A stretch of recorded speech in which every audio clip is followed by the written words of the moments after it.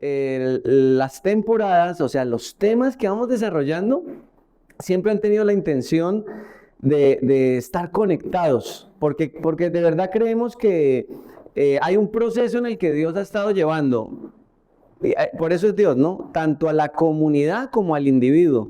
Y uno pensaría, bueno, ¿cómo puede hacer, cómo Dios maneja todo al tiempo? No lo sé, pero cuando empezamos una temporada nos damos cuenta que la comunidad, que es para la comunidad, pero que también es para cada uno de nosotros de manera individual. Entonces, si usted va al canal de YouTube, va a encontrar las temporadas y cada una de esas temporadas tiene algo que ver con el proceso que estamos viviendo. Y no es distinta a la nueva temporada que iniciamos hoy.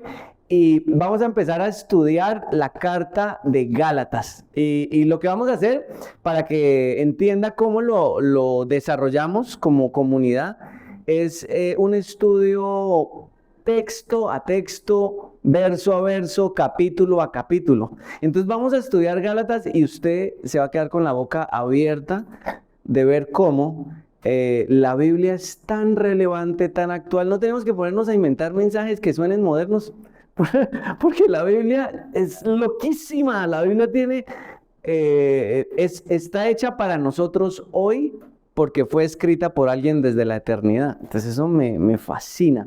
Entonces van a ocurrir dos preguntas, pueden ocurrir dos preguntas en su mente hoy que le quiero hacer. Cuando estemos leyendo esta carta, y usted puede hacerlo en su casa, póngase esta semana la meta de leer varias veces Gálatas. Gálatas son más o menos 3 páginas. Son 6 capítulos, pero son 3 páginas. Entonces usted puede empezar a leerlo. Primero, una mirada, una lectura general. Va a leerlo, ya. Varias lecturas generales en diferentes días. Y luego ya puede empezar a capítulo, a ser un poquito más detallista. Y entonces van a ser 2 preguntas las que usted puede hacerse cuando lea Gálatas. ¿Qué es lo que está pasando en ese momento? ¿Qué era lo que estaba pasando? ¿Y qué puede estarnos pasando a nosotros hoy? Porque así de actual es la Biblia, ¿sí? No hablamos de algo que ya ocurrió hace mucho. No, hablamos de algo que hoy nos puede estar sucediendo a nosotros. Entonces me gustaría que leyera conmigo los primeros versículos del capítulo 1 de Gálatas. Y por anticipado le digo que hoy vamos a estudiar y vamos a aplicar los primeros 5 versículos. Y los otros 5 los vamos a estudiar y usted los va a poder aplicar en la enseñanza en casa que grabamos y que se estrena desde hoy en YouTube. Así que usted puede tener eso en mente y decir, ya terminamos hoy los primeros 5 y los otros 5 los puedo mirar en mi casa. Entonces en Gálatas, en el capítulo 1, y entonces usted puede buscar en su celular y aproveche, mire sus aplicaciones, sus redes sociales, no, su aplicación del no, aproveche, sí, va a aprovechar, no, sí, entonces Gálatas capítulo 1, sí, capítulo 1, y dice esto, mire cómo dice, quiero leerlo, dice, les escribo, el apóstol, no va a seguir leyendo así, pero solo para hacer la diferenciación. Les escribo, yo, el apóstol Pablo, no fui nombrado apóstol por ningún grupo de personas, ni por ninguna autoridad humana, sino por Jesucristo mismo y por Dios Padre, quien levantó a Jesús de los muertos. Todos los hermanos de este lugar se unen a mí para escribir esta carta que hoy escribo o que está escribiendo a las iglesias de Galacia. Dice que Dios Padre y nuestro Señor Jesucristo les concedan gracia y paz. ¡Qué buen saludo! Tal como Dios nuestro Padre lo planeó, Jesús entregó su vida por nuestros pecados.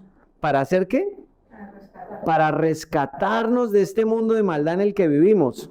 Y luego dice, a Dios sea toda la gloria por siempre y para siempre. Amén. Luego dice, la segunda parte dice esto. Luego, no sé cómo imaginarme el tono que él usó, pero dice, estoy horrorizado de que ustedes, ya acabo de pasar un saludo, ¿no? Pero inmediatamente dice, estoy horrorizado de que ustedes estén apartándose tan pronto de Dios. Y este es el saludo, es como que usted se acaba de encontrar con alguien, uy, ¿cómo le va? Espero que esté bien, y me tiene asustado, ¿por qué está haciendo esto?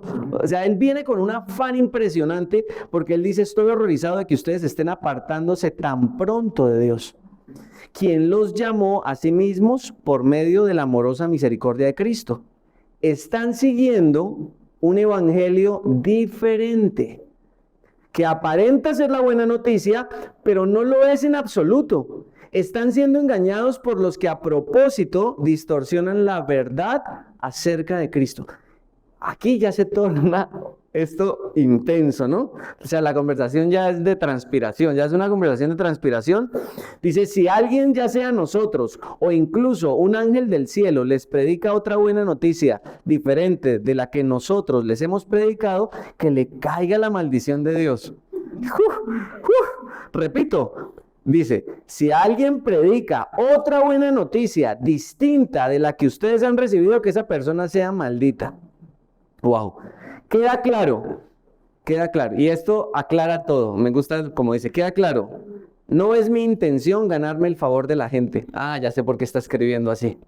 Él se está liberando. Dice, no es mi intención ser políticamente correcto. Dice, sino ganarme el favor de Dios.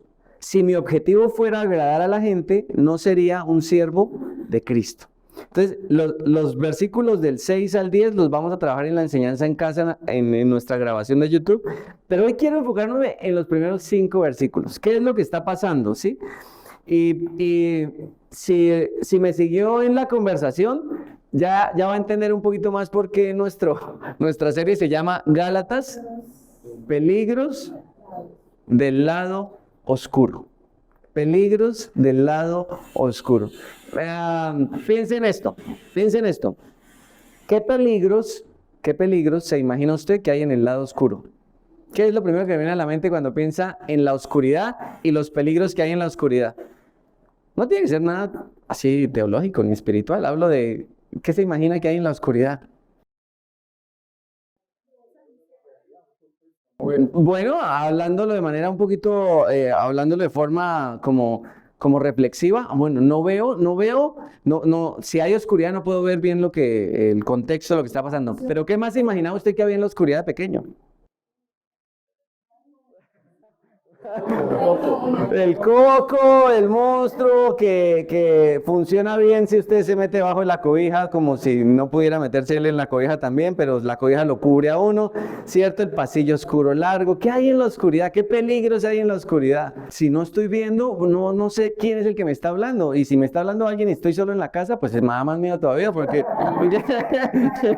¿para dónde vamos? No sabemos. En la oscuridad es cuando usted se golpea, en la oscuridad es cuando usted peligra más su dedo pequeñito, ¿no? Eso es lo que pasa en la oscuridad, ¿no? La oscuridad siempre ha tenido como esa sensación de peligro, de miedo, ¿sí? De que es riesgo, ¿sí? El consejo de la mamá es, no se venga muy tarde porque ya está muy de noche, ya está oscuro. Si no anda en la oscuridad, man y lo roban, no anda en la oscuridad. Anécdotas del lado, todos tenemos anécdotas del lado oscuro. Y vamos a empezar a darnos cuenta que sí, la Biblia nos describe un lado oscuro, una oscuridad de la que todos debemos tener precaución. Y esta serie no es una serie para vivir llenos de miedo, porque cuando uno habla del lado oscuro o cuando uno habla de la oscuridad, a través de la Biblia no es para llenarnos de miedo, es para aprender a identificar realmente cómo no correr peligro. Y el conocimiento no es para vivir esclavizados al miedo, el conocimiento es para vivir como con más libertad, con más tranquilidad. Miedo a meterse en una situación que uno no entiende, eso da miedo. Miedo es estar en una situación donde dice, ¿cómo me metí yo aquí? Eso da miedo. Pero cuando usted tiene el conocimiento y no entra a esa situación, no sé cómo se siente. Pues tranquilo, menos mal no me metí por allá. ¿Cierto? Entonces, esta no es una serie para hablar, para llenarnos de miedo, es una serie para llenarnos de conocimiento que nos permita librarnos del peligro, de los peligros que esta carta va a mostrar. Y básicamente, cuando usted empieza a leer la carta, va a encontrar 3 cosas que ya mencionamos en los primeros versículos: falsos maestros, un falso mensaje y una vida, ¿sí?, que da resultados o para destrucción o para vida. Y entonces usted va a encontrar eso, falsos maestros a través de todo lo que leamos, falsos maestros, un falso mensaje y un resultado en nuestra vida que puede ser peligroso, ¿no? Una vida equivocada. Entonces quisiera que leyéramos ya, de una vez, estos textos que están acá y nos asombráramos un poquito porque acabé de darle un contexto. Simplemente quería darle el contexto de lo que va a pasar, de lo que vamos a estudiar y de cuando usted esté leyendo la Biblia, empieza a hacerse estas preguntas. Bueno, ya empecé a leer Gálatas. Recuerde, ¿cuál era la pregunta que le había dicho que pensara cuando leyera Gálatas? ¿Qué está pasando? Cuando lea Gálatas, ¿qué va a preguntarse? ¿Qué está pasando? Otra vez, cuando lea Gálatas, ¿qué va a poder pensar? Preguntar, ¿qué es lo que está pasando?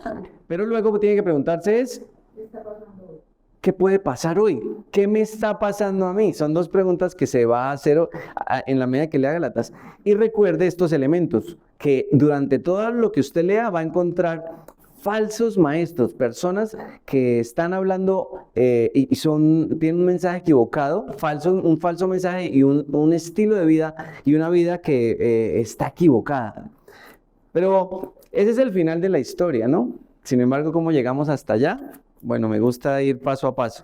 Quiero que lea conmigo el primer versículo de Gálatas y que empiece a emocionarse un poco de lo que Pablo quiere contarnos hoy, de verdad lo que vamos a poder aprender de esta serie. Entonces, venga conmigo y leamos el primer versículo. Dice, les escribo yo, el apóstol Pablo. No fui nombrado apóstol por ningún grupo de personas ni por ninguna autoridad humana, sino por Jesucristo mismo y por Dios Padre, quien levantó a Jesús de los muertos. Todos los hermanos de este lugar se unen a mí para enviar esta carta que escribo a la iglesia de Galacia. Entonces esto está escrito no solo a una comunidad, sino a una región completa donde había mucha gente. Y lo primero que Pablo está haciendo ahí, ¿qué es? ¿Qué está haciendo él ahí cuando está escribiendo esto? ¿Cuál es el sentimiento que usted, no el sentimiento, sino ¿qué percibe usted que le está haciendo con este primer texto? ¿Qué está haciendo? Está presentándose. ¿Sí? Y la presentación, y esta presentación que está haciendo es una presentación como de peso. No sé, él dice, no fui nombrado apóstol por ningún grupo de personas ni por ninguna autoridad humana. Tremendo estar delante de alguien que le diga a uno esto. Y luego dice, sino por Jesucristo mismo y por Dios Padre. ¡Uy, tremendo! O sea, eso es lo que usted diría a una persona a la que vale la pena que escuchar. Si yo de verdad si yo escucho a una persona que me dice eso y le creo, ¿cómo voy a estar todo el tiempo con lo que él hable? Pendiente. Porque dice, si a esta persona no la escogió ningún ser humano, sino que la puso Dios. Ahora, esto mismo es lo que yo le escucho decir a mucha gente hoy en día, hablando acerca de Dios. ¿Sí ha escuchado gente diciendo, yo soy el profeta, yo soy el apóstol, traigo una palabra de Dios? ¿Sí ha escuchado eso? Es como que se están copiando de lo que Pablo escribió, ¿no? Y le voy a decir algo, los únicos que tenían la autoridad para decir eso eran ellos, los que están acá. Entonces, ¿de dónde es que salió tanta gente hoy en día hablando en nombre de Dios? ¿Cuál es la revelación directa? En este tiempo eran los apóstoles.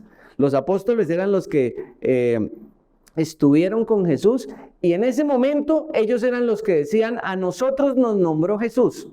¿A quiénes nombró Jesús para transmitir el mensaje? ¿A quiénes? A los discípulos que él escogió y posteriormente a Pablo, ¿cierto? Pero hoy en día, ¿a quién tenemos para que nos hable de Dios? Porque si en ese tiempo eran los apóstoles y los discípulos, ¿a quién tenemos hoy para escuchar la voz de Dios?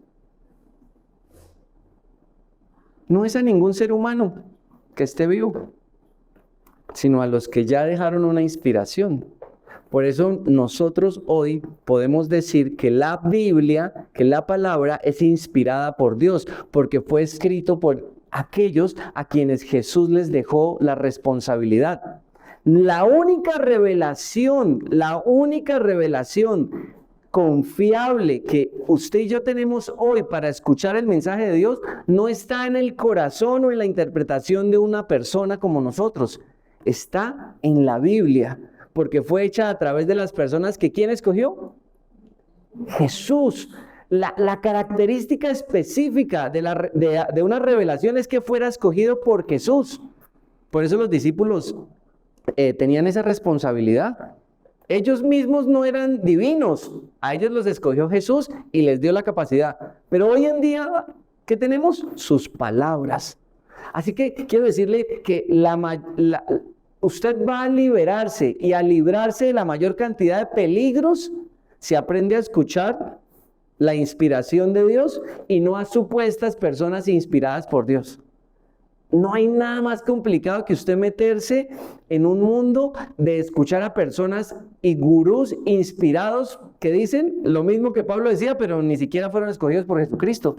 Porque a los únicos que Jesús escogió fueron ¿a quiénes? A los discípulos. Entonces aquí ya tenemos una base para nosotros caminar hoy. ¿Sabe qué? No estamos a ciegas. Segunda de Timoteo, por ejemplo, en el capítulo 13, en el versículo 16, dice: toda esta palabra fue inspirada por Dios. Y usted dirá: es que yo necesito un consejo. Entonces dice: y toda la palabra fue inspirada para corregir, para aconsejar. ¿Y yo cómo voy a saber que voy por el camino malo? Entonces dice: y fue inspirada para reprender. ¿Y yo cómo voy a saber cuál es el propósito de mi vida? Y dice: y fue inspirada para, dice, aprender y capacitarnos en toda buena obra. Entonces la palabra está diseñada para que usted no corra riesgos. La Biblia que tenemos hoy nos fue dada para que usted no corra peligros. Usted y yo no tenemos por qué vivir expuestos al lado oscuro si confiamos en la revelación confiable de la Biblia. ¿Cierto? ¿Qué hace un pastor? ¿Qué hace un maestro? ¿Qué hace una persona que enseña? Yo no tengo más autoridad que hablar que lo que la Biblia diga. El día que yo diga algo que la Biblia no dice, yo ya perdí toda autoridad. O sea, usted no debería creerme a mí nada que no venga de la Biblia, porque yo de dónde lo habré sacado. ¿Sí me entiende? Y aquí es como comienza la historia, porque esto es lo que está pasando en esta comunidad de personas. ¿Sabe qué está pasando? Que están hablando mal de Pablo, están diciendo: ese man ni siquiera se ve como un apóstol. Mire cómo se ve. Y en otras cartas dicen que a él le criticaban cómo hablaba. De pronto era como un poquito, sí, no era tan carismático como otros. Y lo criticaban y él decía: tal vez yo no sea como esos superapóstoles que ustedes sigan. Él escribe: tal vez yo no sea como esos superapóstoles que ustedes sigan, pero yo tengo la inspiración. Entonces, fíjese que eso mismo que estaban haciendo, ¿qué está pasando? Están desacreditando a la persona que Jesús escogió. ¿Sabe qué está pasando hoy en día? ¿Cuándo empieza el peligro? Empiezan a desacreditar esto que Jesús nos dejó. La Biblia. Usted no se alcanza a imaginar cuántas palabras y cuántos mensajes hay desacreditando o bajándole el nivel a la Biblia para decir: esto que yo les voy a decir es mucho más actual, es mucho más fresco, esto que yo les voy a decir es mucho más relevante. Y entonces empiezan a dejar la Biblia aquí abajito, y un montón de personas creyentes empiezan a creer más lo que dice una persona que lo que dice la revelación. ¿Vale? Y eso es lo que está pasando y lo que está pasando ahora, lo que pasó y lo que está pasando.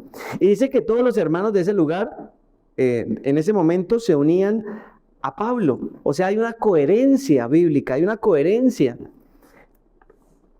Luego el versículo 3 dice esto, y aquí es donde simplemente vamos a quedarnos para poder cerrar. El versículo 3 dice que Dios Padre y que Dios Padre y nuestro Señor Jesucristo les concedan gracia y paz. Quédese con esas dos palabras.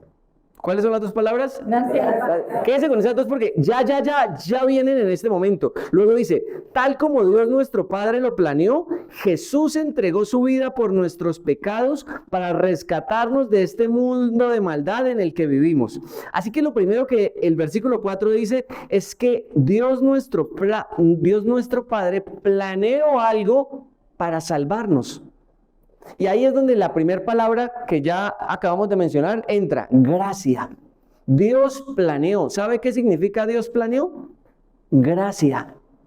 Dios planeó significa Dios tuvo la intención de hacer algo por nosotros que nosotros mismos no habíamos procurado que pasara. Dios planeó algo que nosotros no habíamos motivado. Dios planeó, Dios tuvo la intención. Hoy en día se habla mucho de la palabra gracia. Gracia significa que es algo que yo no gano y que viene directamente, intencionalmente de Dios. Por eso me encanta como dice: Dios el Padre planeó. ¿Sabe que usted y yo entendamos la gracia hoy significa que Dios planeó algo para mi vida? Y eso, ¿sabe qué significa? Que no estamos, no somos huérfanos, no estamos vulnerables. Pero esto tiene un sentido cuando se une a Jesús, no antes, después de Jesús. Entonces, me gusta mucho que Pablo enfatiza que hay una intención de Dios. Dios planeó. Dios planeó. ¿Sabe que la mayoría de nuestras inseguridades vienen por pensar que Dios no está en control? ¿O que a Dios no le interesa? ¿O que Dios no tiene un plan? Como que yo intento solucionar las cosas por mí mismo, porque pienso, pues si yo no lo hago, entonces ¿quién lo va a hacer? O sea, yo tengo que cartas en el asunto por mi vida profesional, cartas en el asunto por mi vida económica. O sea, yo me voy a meter y depende de mí mi vida emocional, depende de mí mi familia. Entonces yo empiezo a tratar de tener el control porque básicamente no he considerado que Dios tiene un plan. Cuando yo no considero el plan de Dios, pues empiezo a proponer los míos y hacer los míos. Y estamos en una cultura muy buena para empoderarnos, una cultura que nos dice que básicamente usted arma el plan y Dios le pone el sello, porque es que a Dios le encanta darle lo que usted le pida y tome que el sello. Entonces usted solamente tiene que llegar con sus planes. No son sus planes, ni son los míos, porque eso es un peligro. En realidad son los planes de Él. ¿Dónde no hay peligro? En los planes de Dios. Son planes buenos. Entonces Él dice, Dios planeó. Qué bueno sería que en esta temporada empezáramos a pensar, ¿cuál será el plan de Dios para mí en esto? ¿Cuál será el plan de Dios para mí en esto otro? ¿Qué plan tendrá Dios para mí en este 2023 en mi economía? Pero que usted no empiece a decir, oye, o sea, motivados por los gurús de moda, empezamos a hacer planes de inversión, planes de no sé cómo, espere, pare. ¿Por qué más bien no piensa qué planes puede tener Dios para usted? ¿No es eso como empezar a ser un poquito más coherentes con que Él es Dios y nosotros lo seguimos?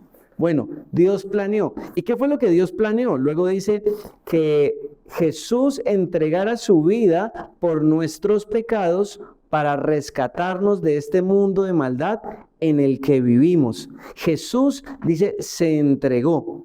Y eso me encanta, porque de nuevo el cristianismo, todo lo que usted vaya a encontrar de valor, lo va a relacionar no solo con que Dios lo ama, porque eso de que Dios me ama es muy amplio. Dios me ama. Eso puede significar tantas cosas, todo lo que yo me imagine y las locuras que yo piense pueden significar, o sea, usted puede incluso creer que Dios lo ama al estilo Bad Bunny, al estilo, o sea, es que Dios me ama, depende mucho de su significado de qué es el amor. Pero si su significado del amor todavía no está alineado con el de Dios, usted no va a entender qué significa que Dios lo ame, ¿sí? Entonces, Dios lo ama, se entiende cuando Jesús se hace presente. Por eso es tan importante que como cristianos, cuando hablemos del amor de Dios, involucremos a Jesucristo y lo pongamos en el centro de nuestra conversación, porque Jesucristo nos permite entender cómo es que Dios nos ama. Dios es comprensible cuando yo entiendo a Jesús. Y dice que Jesús se entregó. Y se entregó... Vale la pena repetirlo todas las veces que podamos. Entregó su vida por nuestros pecados para rescatarnos de este mundo de maldad en el que vivimos. Hay una frase que Jesús dijo antes de morir. No sé si alguno uy, qué rico estuvo, pareció así. Hay una frase que Jesús dijo en la cruz antes de morir. ¿Cuál frase recuerdan que él haya dicho? Una fue, tengo sed. Otra fue, perdónalos porque no saben lo que hacen. Esa fue otra, hay más. Y la última, la que pronuncia con su último aliento, el último aliento de Jesús es, ¡ay, ya me confundió! No, dijo, en tus manos pongo mi espíritu, y luego como que dijo la otra. Dijo, consumado es. Tetelestai, quiere decir, todo está hecho. Todo está hecho. Cuando Jesús en la cruz exhala su último aliento para decir, Padre, todo está hecho, significa que todo lo que tú y yo necesitábamos para poder reconciliarnos con Dios, para que la oscuridad y el pecado que son innegables en nuestra vida pudieran ser perdonados, Jesús lo estaba haciendo en la cruz. La gracia y la paz, ¿recuerda que eran dos palabras? Gracia es Dios tiene un plan que no depende de lo que yo haya hecho. Gracia es que Dios planeó, me ama incondicionalmente y es intencional. Ese es su plan. Pero la paz viene por Jesús entregándose por mi causa para el perdón de mis pecados. No va a haber paz si Jesús no está presente y no va a haber paz si mis pecados no son perdonados. Quiero decirte que tú y yo podemos encontrar un placebo en nuestras reuniones de iglesia todos los domingos, sentirnos bien cantando, hacer catarsis diciendo lo que tenemos, salir con esa sensación de que, ay, estoy más ligero, pero aún así no haber encontrado la paz, porque la paz verdadera solo viene cuando el problema del ser humano es erradicado y ese problema se llama ¿qué? Pecado. Y el pecado significa un amor por lo equivocado. Hasta que tú y yo no somos perdonados por haber amado toda nuestra vida lo equivocado, no podemos encontrar la paz. Algunos discursos de los falsos maestros, falsos mensajes, lo que hoy en día quieren hacer es quitarnos la culpa de muchas maneras, pero no traen paz, porque no nos están llevando al arrepentimiento y al perdón. Simplemente nos quieren quitar la culpa. Es chévere que a usted le digan, ¿sabe qué? ¿Se siente mal? No se sienta mal. O sea, el primero, ¿no? Eso como si Dios sirviera. Entonces le dice, no se sienta mal. Dios lo ama así. No hay ningún problema. Dios lo ama así. Eso me hace sentir bien, pero no soluciona el problema. Es solo la mitad de la verdad. Dios me ama a pesar de lo que soy, pero yo sigo teniendo un problema. Por ejemplo, si tengo amor por el dinero, sigue estando ahí. Si tengo una sexualidad equivocada, si estoy en fornicación o en adulterio, sigue estando ahí. O sea, el pecado sigue estando ahí. Hasta que yo no encuentro la paz. ¿Y la paz qué es? Que mi pecado es perdonado. Pero yo nunca voy a poder recibir un perdón si yo no reconozco. El perdón se extiende, el perdón se da en respuesta a una súplica. Perdóneme. O sea, el perdón se extiende cuando hay una cooperación entre las dos partes. No es que usted hace algo para ganarse el perdón. Recuerde, la gracia no hizo nada, ¿sí? Si a usted le están diciendo que debe hacer algo para que Jesús lo perdone, no es el mensaje. Pero pedir perdón no es hacer algo para ser perdonado.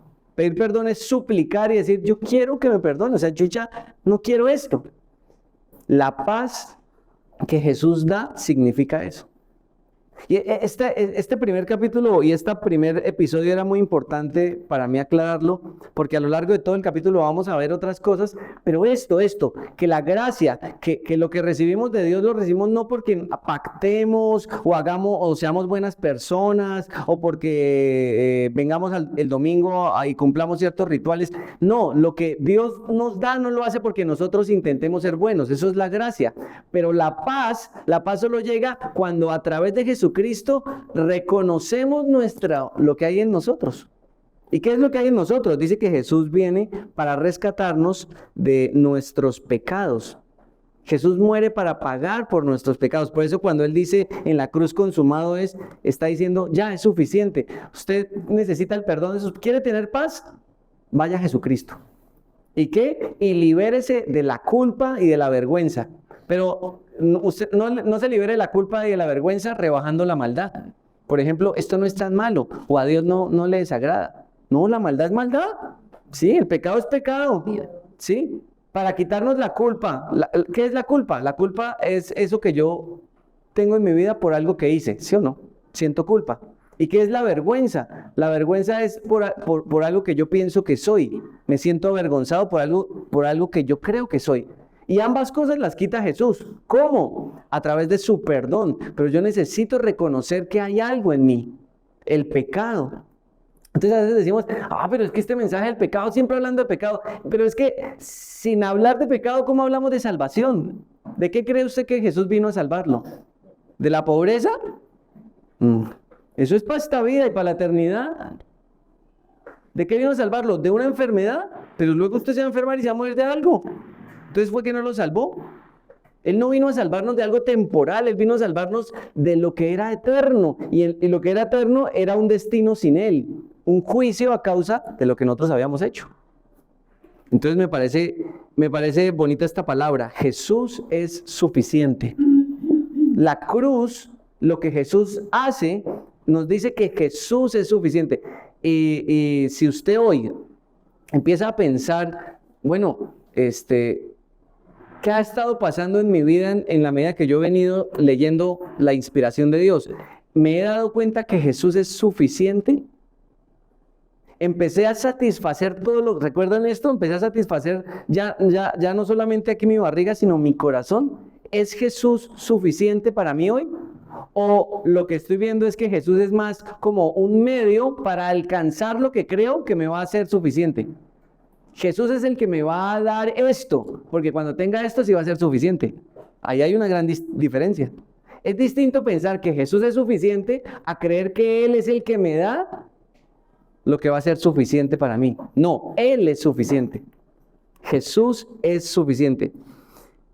Y esta es la frase con la que termina nuestro capítulo de hoy. Dice que vino para entregar su vida por nuestros pecados y para rescatarnos de un mundo de maldad en el que vivimos.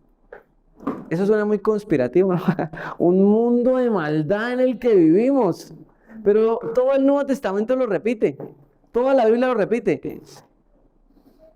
Y no es que sea tan extraño, porque si el mayor problema es la ausencia de Dios, no porque Dios no esté, sino porque nosotros no hemos querido que Él esté presente, pues esa ausencia de Dios está a nuestro alrededor, en las ideologías culturales que tenemos.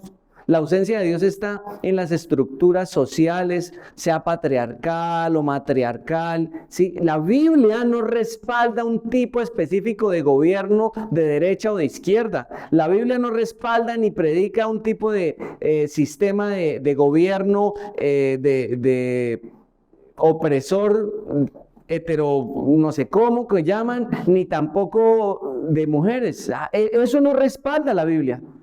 Y muchos quieren hablar de política y quieren hablar de un montón de cosas a partir de la Biblia sin tener en cuenta el pecado y la maldad. El problema no es el sistema que seguimos, sino la maldad que hay dentro de cada uno de esos sistemas. Y los principios que Dios nos da son más bien claros. Entonces, sin hablar un poquito de todo eso, o más bien puntualizándolo, hay peligros en el lado oscuro, porque hay un mundo de maldad. Y fíjese cómo lo dice Pablo en otra carta, en otro momento, años más adelante, él escribe esto. Esto lo escribe años más adelante a otra comunidad. Dice, pero temo que de alguna manera su pura y completa devoción a Cristo, o sea, le está hablando a creyentes, ay, qué chévere verlo acá, ay, qué bien, este corazón entregado, o sea, que yo veo que Milton y yo veo que Rubio y yo, ay, están confiando en Cristo, pero de repente dice, temo que esa confianza y esa devoción a Cristo se corrompa. Ay, Dios, temo que eso que ustedes hoy, esa fe que ustedes están cultivando a Cristo se corrompa. ¿Cómo?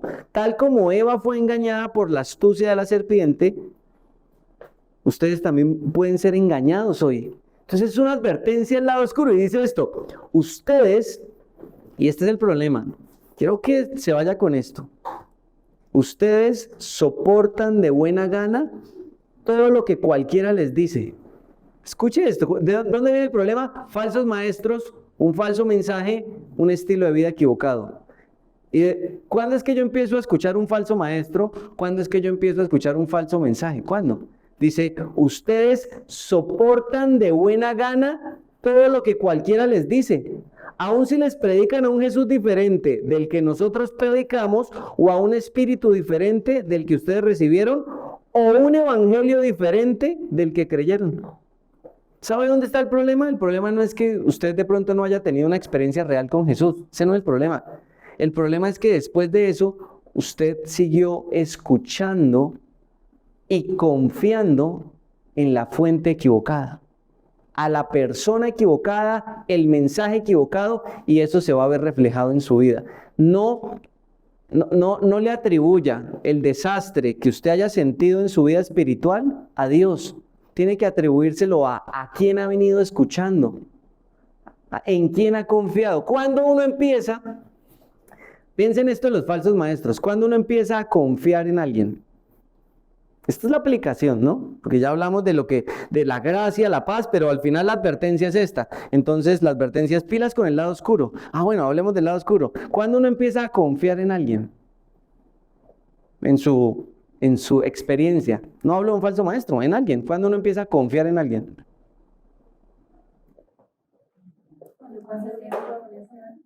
Cuando usted empieza a pasar más tiempo, eso le empieza a generar más confianza, porque le da una sensación de que usted lo conoce más, ¿no? No, pues yo ya lo conozco más. Lo he visto ya varias veces, creo que le puedo prestar plata. Tome. ¿Y por qué? Y uno dice, siempre esto, ¿y por qué hizo eso? No, pues yo confiaba en esa persona. Yo lo veía y se veía tan normal. ¿Cuándo usted empieza a confiar en alguien? ¿Qué otra característica es de cuando usted empieza a confiar en alguien? ¿Y cuándo le empieza a creer a alguien? Cuando parece que fuera verdad. Mire, Las actitudes de esta persona. usted empieza a darle credibilidad a lo que le dice porque usted empieza a creer que sabe lo que dice. Dice, esta persona sabe lo que me está hablando. ¿Sí? ¿Cuánta gente cae en estos engaños de pirámides, de dar plata para que le llegue un montón? Pero en un principio no era, o sea, una persona que entra a un negocio y pierde, al principio no creía. Lo que pasa es que empieza a escuchar y dice, uy, tiene lógica lo que está diciendo. Usted empieza a darle credibilidad a lo que dice como si supiera. Usted dice, esa persona sabe. ¿Y cómo se venden? ¿Cómo se venden los engañadores, los vendehumos? ¿Cómo se venden? Por ejemplo, los del dinero. Se muestran en viajes, con yates, aquí con la cadena, aquí la consignación, reclamando en dólares. ¿Sí? ¡Bum, bum, bum, bum! Y usted dice, uy, no. Y usted empieza a creer, ¿será verdad? La primera pregunta que usted, ¿será verdad? Y luego usted empieza a decir, ¿y si es verdad? ¿Y si es así? Entonces usted empieza a darle, ¿qué? Credibilidad, porque usted empieza a impresionarse por lo que la persona muestra y usted empieza a generar empatía. ¿Sabe por qué? Porque el vendehumo le hace creer a usted que usted es importante para él. Entonces el discurso es este. Es que yo quiero que usted gane. Yo no quiero ganárselo yo quiero que usted gane conmigo. ¿Sí? Lo empieza a seducir como generando empatía. Empatía. ¿Cuándo empezamos a soportar a un falso evangelio? Uno no empieza al inicio creyendo que Jesús no es la única revelación. Uno no empieza creyendo que la Biblia no es la palabra de Dios. No, uno no empieza así. Uno empieza diciendo, no, pues esta persona se ve como inspirada por Dios. No, y vamos a las reuniones y la gente vive cosas. Yo veo a la gente llorar. Yo veo que la gente, a mí me hablaron de milagros. Eso, ¿sabe? Experiencias espirituales hay en todas las religiones. Una experiencia espiritual no valida la legitimidad espiritual. Yo he tenido gente sanada por Gregorio Hernández ahí que dice, y me dejaron en la tacita y dice, ¿eso es un milagro? ¿Pero qué? ¿Lo hizo Dios? No. Yo tengo gente que se va allá y tiene su experiencia en el Tíbet y con el árbol y con el y entonces ese es Dios solo porque vivió la experiencia. No. Un falso maestro.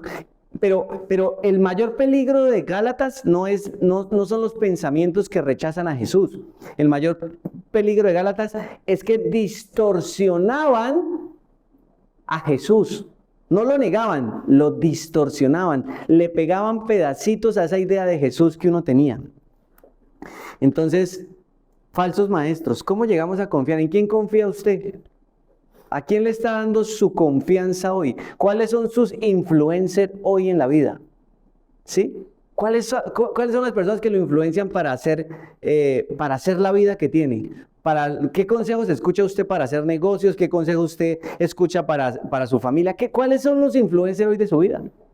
Porque esas influencias usted dirá, no, pero no tiene nada que ver con Dios. Se equivoca, porque si la influencia que usted tiene no es una influencia que lo esté llevando en la coherencia de una vida cristiana, pues usted termina apartándose de la vida de Dios. ¿Y todo por qué? Porque soportó de buena gana lo que no debía soportar. Hay cosas, mire, todo el mundo tiene el derecho a hablar, ¿cierto? Todo el mundo tiene derecho a hablar, pero usted no tiene que escuchar a todo el mundo. ¿Sí? ¿Usted sí sabe eso? Usted no tiene que darle credibilidad a todo el mundo. El otro día estaba viendo en YouTube, tengo varios canales y yo estoy suscrito a canales, incluso a los que no creo, porque porque para ver cómo que están saliendo, y yo, porque no quiero quedarme solo con mi pedazo. Y entonces salió una enseñanza de una iglesia y yo dije, me da pereza escucharla, pero, mira, pensé yo, dije, voy a ponerla, y apenas digan algo así medio zafado, pues la quito. Entonces la puse, miré el sofá, me senté y ya me paré la página y ya me fui. Porque a los 30 segundos empezó a decir unas cosas tan absurdas. Tal vez usted se ha sentido mal porque entonces empezó a decir un montón de cosas que no iban de acuerdo a esto, sino que eran más bien políticamente correctas. Y eso es lo que hoy nos puede estar pasando y por eso es que estamos corriendo el peligro. Y esta nueva temporada quiere que aprendamos a identificar cuál es la gracia verdadera y cuál es la paz verdadera, y dejemos de escuchar a esos falsos maestros con un falso mensaje. ¿Sabe por qué es un falso mensaje? ¿Sabe por qué un mensaje es falso? Es falso, obviamente porque no es verdad, pero es falso porque no corresponde a la realidad. Una cosa es falsa porque no corresponde a la realidad de lo que es. Sí, la verdad es la verdad interpretada correctamente. Usted y yo hoy tenemos la oportunidad de enfocar nuestra mente y nuestro corazón y nuestras fuerzas en el mensaje correcto, en el maestro correcto, en el mensaje correcto para una vida correcta. No gaste más energías. ¿Usted sabe por qué a veces nos cansamos tanto? Porque gastamos mucha energía porque estamos escuchando a las personas equivocadas con el mensaje equivocado, y lo que está produciendo en nuestra vida es eso, un resultado, una evidencia de que algo está mal. Entonces, evalúese hoy. ¿En quién está confiando? ¿Sí? ¿Qué tan legítimo es el mensaje que es el mensaje que usted está aceptando? O sea, ¿qué tan acercado a la realidad es lo que usted cree? ¿Qué tan cercano a la realidad es lo que usted predica o enseña o practica? ¿Y qué evidencias hay hoy en su vida de Dios o de la ausencia de Dios? Porque qué horrorizaba Pablo que se estuvieran apartando de Dios tan rápido. Entonces quisiera pedirle que pensando en esas preguntas, ¿en quién estoy confiando? ¿A quién estoy escuchando? ¿Y cuál es el mensaje que estoy practicando? Piense qué tan cerca estoy del peligro o no. Porque tenemos un buen maestro. O sea, ¿para qué irnos a escuchar tanta carreta si tenemos a Jesús? Tenemos su palabra. Y su palabra es el mensaje que necesitamos para cada cosa de nuestra vida. Gracia y paz, pero una gracia verdadera, no una gracia barata, no una gracia a medias. Y paz verdadera, no solamente un consuelo temporal, paz verdadera porque hay una limpieza real. Gracia y paz a través de el Padre, a través de Cristo, dejando de lado esos falsos maestros. Bueno, Padre, quisiera invitarlo a que orara hoy conmigo. Padre, hoy quiero agradecerte porque no dependemos de nuestra imaginación, ni dependemos de intermediarios iluminados que vengan a decirnos un mensaje de parte tuya. Tenemos tu palabra, tenemos esa revelación escrita a través de esos discípulos a los que tú encargaste, que tú inspiraste. Y en la medida que conozcamos tu verdad, a medida que conozcamos tu palabra, pues vamos a poder ser libres, vamos a poder experimentar la gracia verdadera y la paz verdadera, y vamos a poder evitar los peligros de estos falsos maestros, de este mundo corrupto, de ese falso mensaje. Y no queremos, Señor, escondernos ni vivir aquí como a la defensiva y llenos de miedo. Por el contrario, queremos salir y caminar en medio de la oscuridad y poder decir, mire, esta es la verdad de Jesús, no la que nos estamos inventando. Y queremos hacerlo conociendo tu gracia, Padre, experimentando tu paz, sabiendo que el perdón de todos nuestros pecados, el perdón, el peso de toda nuestra culpa y nuestra vergüenza en la cruz, a través de ti, Jesús, es quitado cuando confiamos en ti. Nos pides solo confiar en ti, Jesús. Y te agradecemos eso, que tenemos el mejor maestro, el mejor mensaje y la mejor esperanza de una vida sana, de una vida libre. Gracias, Jesús. Permítenos profundizar en este camino y permítenos apartarnos de los peligros que vamos a ir descubriendo en la medida que estudiamos tu palabra. Gracias, Jesús. Amén. Amén.